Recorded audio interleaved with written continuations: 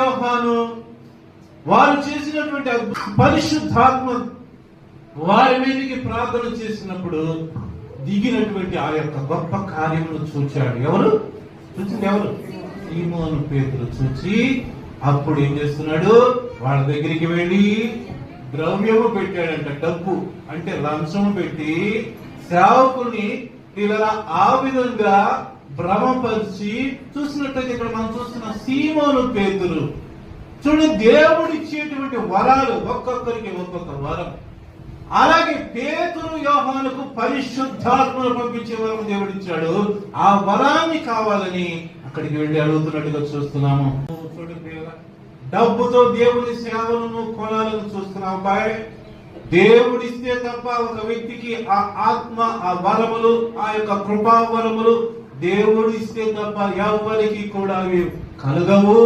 కానీ నీవు ద్రవ్యం ఇచ్చి ఈ యొక్క వరాలు పొందుకోవాలనుకుంటున్నావు కాబట్టి నీ హృదయము దేవుని ఎదుట ఏమంటున్నాడు? సరిగా లేదు. దేవుని సేవకులు చెప్తున్నారు, పిల్లరా రక్షణ పొందాడు, బాప్తిసం పొందాడు, కానీ తన హృదయంలో ఇంకా ధనాపేక్ష, ధనము ద్వారా దేవుని సేవ చేయాలనేటువంటి ఆలోచన కలిగిన వ్యక్తిగా ఉన్నాడు ఈ యొక్క సీమోను. ధనమునిస్తే దేవుని కార్యాలు జరుగుతాయా? పిల్లరా దేవుని యొక్క వరాలు మన మీదకి వస్తాయా?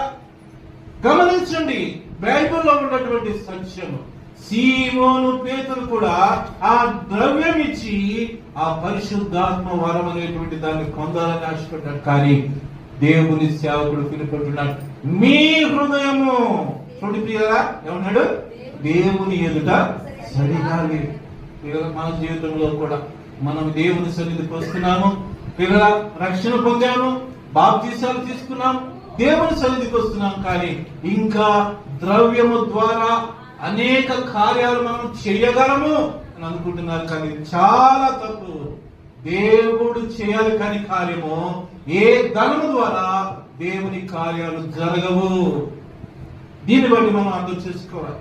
దేవుడు ఒక వ్యక్తికి కానీ, సంఘానికి కానీ, విశ్వాసులకు కానీ దేవుని యొక్క కృపావరాలు దేవుడు ఇవ్వాలి.